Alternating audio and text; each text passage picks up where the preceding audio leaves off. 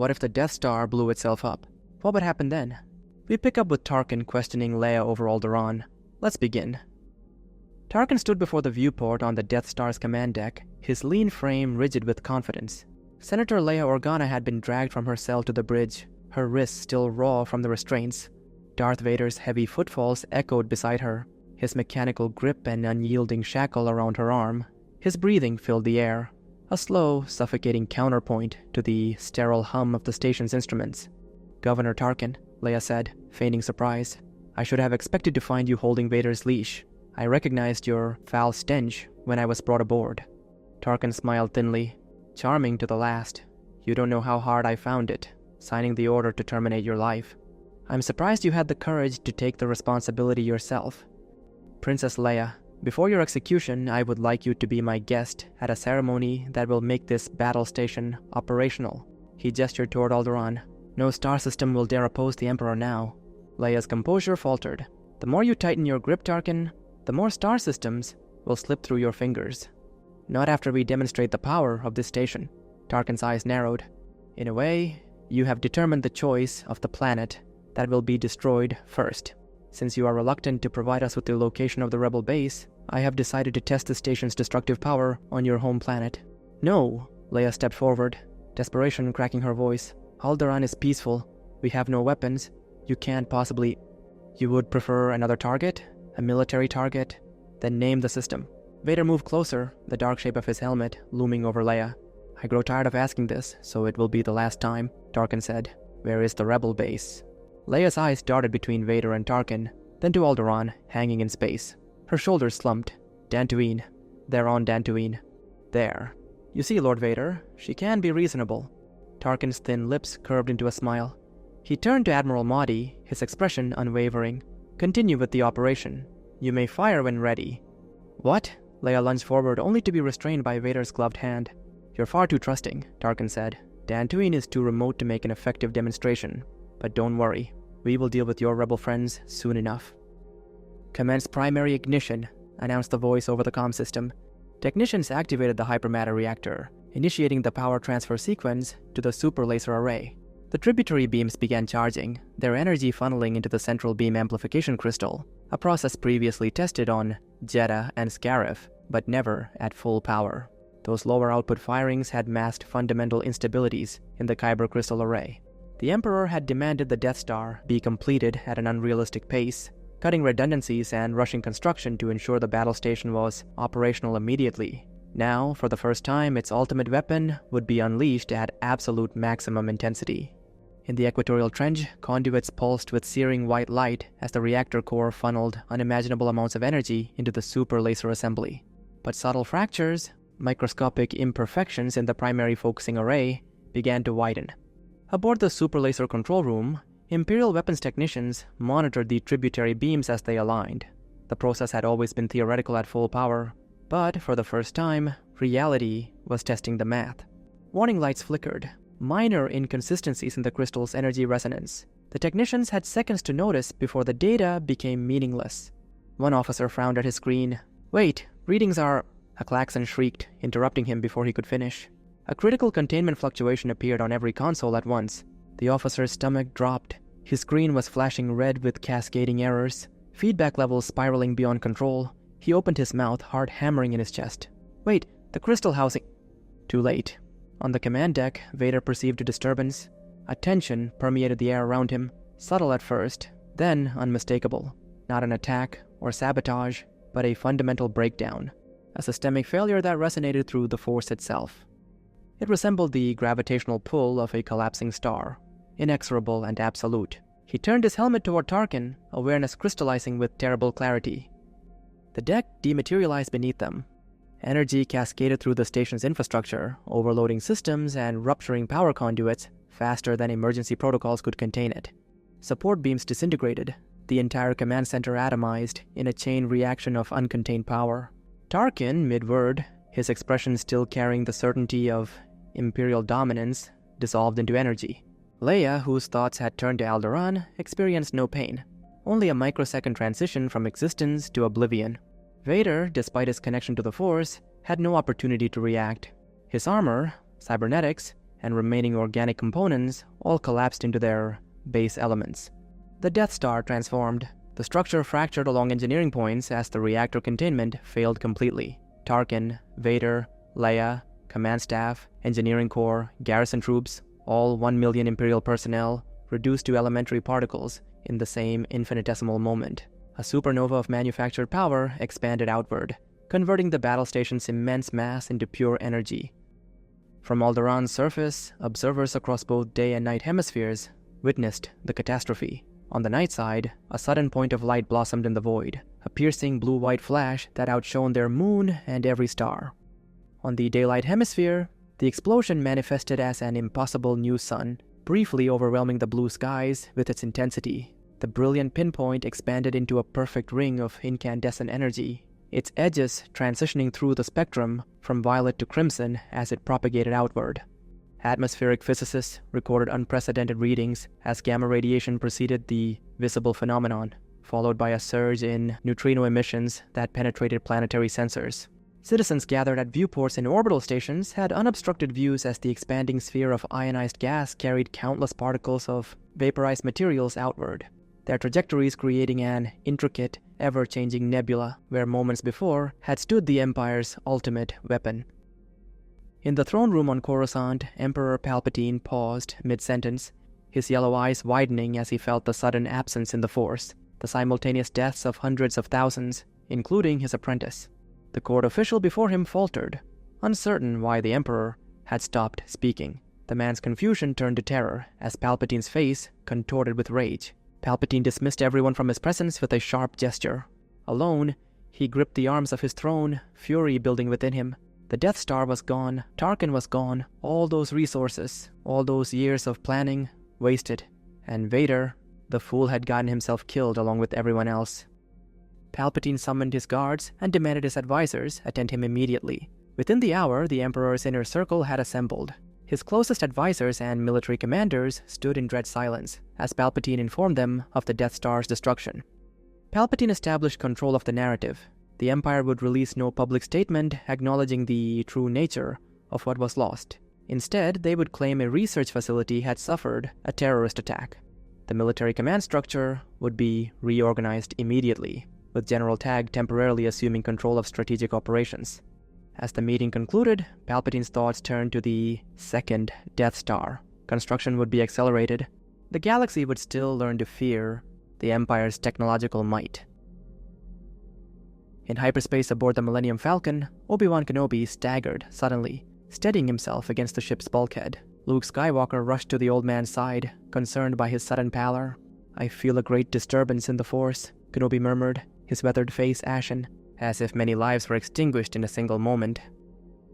When the Falcon dropped into real space, they found not the peaceful world of Alderaan, but a system in chaos. Imperial vessels scrambled in apparent confusion, and urgent transmissions cluttered the communication channels. Luke asked what was happening as he peered through the viewport.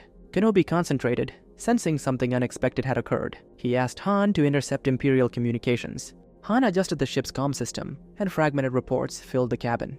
Mentions of a catastrophic explosion, unimaginable casualties, and emergency protocols being enacted. Debris fields scattered across the system caught the Falcon's scanners. Twisted metal and unidentifiable fragments that suggested something massive had been destroyed. Following Kenobi's advice, they made contact with Alderaanian authorities and were granted emergency clearance to land at the Royal Palace in Alderaan. Bail Organa himself met them on the landing pad, his bearing composed but alert. As the Millennium Falcon's ramp descended, Bail's gaze immediately locked onto the two familiar droids descending alongside the humans. Bail stepped forward urgently, looking past them for his daughter. When no one else emerged from the ship, his expression shifted. "Where is Leia? Is she still aboard?" Kenobi approached his old ally. "We should speak privately, Bail." The Viceroy's eyes darted between the droids and the strangers accompanying them. His gaze lingered momentarily on the young man. Something in his features tugged at Bail's memory, a fleeting familiarity he couldn't place. Composure returning, he nodded. "Follow me." In his private office, away from palace staff and diplomatic channels, Bail turned immediately as the doors sealed. "Tell me what happened. These droids were with Leia on the Tantive 4. Where is my daughter?" Kenobi gestured to the young man beside him. "This is Luke Skywalker from Tatooine. His family acquired the droids after they escaped the Imperial attack." Bale's face tightened with controlled worry. If the Empire captured her ship as you say, she could be anywhere in Imperial custody. He didn't voice his deepest fears, but his eyes betrayed his concern for his daughter. With visible effort, he focused on the immediate crisis. Luke stepped forward. My uncle purchased them. We had no idea they carried something so important. R2 was carrying a message, Kenobi added. For me. The astromech beeped in confirmation and projected a flickering blue hologram. Leia's image appeared, delivering her desperate plea to Obi-Wan Kenobi, explaining that she'd hidden vital information in R2-D2's memory systems, and that her father would know how to retrieve it. The message concluded with her plea for help. Bale sank slowly into his chair, hands gripping the armrests. After a moment of silence, he straightened. She entrusted the plans to R2. He turned to the astromech. Let's see what my daughter has hidden within you. Bale approached the droid and entered a sequence of commands on R2-D2's access panel. The astromech whirred in response, and a small compartment opened, revealing a data card. With careful hands, Bale extracted the device and brought it to a secure terminal. A concealed data vault, he explained, inserting the card into the reader. Leia would have encrypted it with our royal security protocols. He entered a series of authorization codes known only to Alderaanian royalty, and the data began decrypting. There, Bale said, as detailed technical schematics filled the center of the room, projected from the terminal. His expression shifted from concern to astonishment as he recognized what he was seeing. He circled the projection with growing comprehension. The Death Star plans, he said quietly. Then his eyes widened. This is what we saw explode in orbit. The superweapon that appeared and then destroyed itself. Bale stepped back, momentarily overwhelmed. They brought it here. They were going to use it on Alderaan. He looked up at Kenobi, face pale. If it hadn't malfunctioned, Kenobi nodded grimly. Then these plans, Bale gestured to the schematics. They're both crucial intelligence and now somewhat obsolete. But the Empire will build another.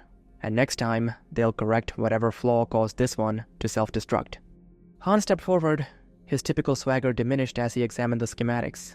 And they'd aim this at civilian planets? The Empire calls it the Doctrine of Fear, Bale replied simply. The discussion continued as they analyzed the implications. When they concluded, Bale excused himself to attend to urgent matters, leaving Kenobi to handle the arrangements with Han. Kenobi offered the smuggler his payment. You've upheld your end of our arrangement. Han pocketed the credits, his usual bravado subdued. Yeah, well, wasn't expecting to get mixed up in all this. The Alliance could use someone with your abilities, Kenobi observed. I've got my own problems. Han glanced at the holographic schematics still rotating in the center of the room, and they don't include getting shot at by the Empire. Even smugglers need a galaxy to smuggle in, Kenobi replied. If the Empire builds more of these weapons, there won't be many free ports left. Chewbacca growled something, and Han shot him an irritated look. What did he say? Kenobi asked. Han sighed. He reminded me that I was impressed by the rebellion's credit reserves. There's more at stake than credits, Obi-Wan said. There always is with you people. Han ran a hand through his hair. Look, I need to think about this. What I saw today, he exchanged glances with Chewbacca. I'll let you know tomorrow. As days passed with no word of Leia, Bale grew increasingly restless. He dispatched search parties to every system with Imperial presence, called in favors from contacts throughout the galaxy, and pored over intelligence reports late into each night. Bray worried for his health, but understood his determination. We'll find her, Bale assured Breya, though uncertainty crept into his voice as weeks turned to months. As Luke trained under Obi-Wan's guidance at the palace, Bale occasionally paused to observe their sessions. Watching the young man's progress, he found himself wondering if they had been right to separate the twins. He could have easily cared for both children. It wasn't entirely his decision to make then, but the current crisis brought many such thoughts. Using his connections, Bale began carefully sharing evidence of the now-destroyed Death Star with trusted contacts throughout the galaxy. Systems that might have remained neutral now saw the Empire's true face, a regime willing to build weapons capable of destroying entire planets. The resistance that had operated in shadows began to emerge into the light, forged together by the shared understanding of what they faced. Han Solo found reasons to delay his departure. What had begun as a lucrative contract with Alderaan evolved into a series of missions, each meant to be his last. He transported diplomats to secret meetings, delivered supplies to resistance cells, and gathered intelligence on Imperial fleet movements. With each mission, his skepticism eroded, replaced by grudging acknowledgement that the Empire represented a threat even a non-political smuggler couldn't ignore. Chewbacca was more direct in his reasoning. The Wookiee reminded Han of their debt to the people of Kashyyyk. Intelligence gathered from the Death Star plans had confirmed what many suspected. The Empire had enslaved hundreds of thousands of Wookiees to construct the battle station. For the Wookiee, opposing the Empire had become a matter of honor. The Millennium Falcon became a familiar sight at Rebel outposts across the galaxy. Though Han refused any formal rank, Rebel personnel increasingly treated him as one of their own. His knowledge of Imperial procedures and smuggling routes proved invaluable for operations in contested systems. Emperor Palpatine brooded in his chambers on Coruscant, reviewing the accelerated construction schedule for the second Death Star. The loss of the first station had been a setback, but not an insurmountable one. The basic design already existed, and the Kyber crystal supply chains remained intact. What troubled him more was the loss of Vader. The Sith apprentice had been a powerful tool. Now he would need to identify a new apprentice, a process that would divert his attention from other matters. Reports from Imperial intelligence suggested the rebellion was growing stronger. The elimination of the Senate had removed the last illusion of legitimate authority, and systems that had once hedged their bets now secretly supported the rebels. More troubling were indications that information about the Death Star had leaked to the wider galaxy. Palpatine summoned his military commanders and issued new directives. The doctrine of rule through fear would be intensified. Worlds suspected of harboring rebel sympathies would face immediate reprisal. Star Destroyers would conduct orbital bombardments of population centers at the first sign of dissent. These brutal tactics only accelerated the Empire's decline. For every system terrorized into compliance, 2 more secretly joined the rebellion. The tighter Palpatine's grip became, the more star systems slipped through his fingers. 2 years after the Death Star's destruction, the rebellion had grown stronger while remaining mobile, shifting bases frequently to avoid Imperial detection. By this time, Han had abandoned any pretense of temporary alliance with the rebellion. Though he maintained his independent attitude and refused formal commissions, he had become integral to rebel operations. Luke, now a capable Jedi under both Obi-Wan's guidance and additional training from Master Yoda, had developed remarkable abilities. The 4 of them, Luke, Han, Chewbacca, and Obi-Wan, had evolved into a formidable team, their complementary skills making them particularly effective for the Alliance's most sensitive missions. As intelligence about the second Death Star filtered in, Rebel Command formulated plans to destroy it before completion. Spy networks reported the Emperor himself would oversee the final stages of construction, an opportunity too valuable to ignore, despite the obvious risk of a trap. In a Rebel briefing room aboard the Mon Calamari cruiser Home 1, Admiral Akbar convened senior commanders to discuss the operation against the second Death Star. Holographic displays showed the battle station's position in orbit around the forest moon of Endor, protected by a powerful shield generator on the moon's surface. The briefing continued for hours, examining every aspect of the plan. General Medine explained that a strike team would need to land on Endor and disable the shield generator before the fleet could attack the station. The mission required a small team capable of operating behind enemy lines with minimal support. Han, who had been quietly observing the proceedings, surprised himself by volunteering to lead the strike team. Chewbacca immediately growled his support. At the edge of the room, Obi-Wan and Luke exchanged concerned glances. Later, in private, Kenobi warned Luke about the dangers they would face. The Emperor was a master manipulator, whose powers of persuasion were enhanced by the dark side. He would try to turn Luke, exploiting any emotional vulnerability. The mission to Endor proceeded with complications, but eventual success. Han's team, transported aboard a stolen Imperial shuttle, managed to land on the forest moon undetected. There they encountered the native Ewoks, whose assistance proved crucial in locating and attacking the shield generator. Meanwhile, the Rebel fleet emerged from hyperspace to find the Death Star superlaser already operational, contrary to their intelligence. As the massive weapon destroyed several capital ships, Admiral Akbar ordered evasive maneuvers while awaiting word that the shield had been deactivated. Aboard the Death Star, Emperor Palpatine observed the space battle from his throne room. When Luke and Obi-Wan arrived, Palpatine greeted them with cold amusement. He expressed surprise at Kenobi's survival through the years, noting that it would make his final defeat all the more satisfying. When Obi-Wan calmly stated that the Emperor had failed, Palpatine dismissed this with mocking confidence and signaled his royal guards to attack. Obi-Wan ignited his lightsaber, telling Luke to focus on confronting the Emperor while he handled the guards. Despite his advanced age, Obi-Wan moved with the grace of a much younger man, his connection to the Force undiminished by time. One by one, the crimson-armored guards fell to his blade. Meanwhile, Luke approached Palpatine, who remained seated on his throne.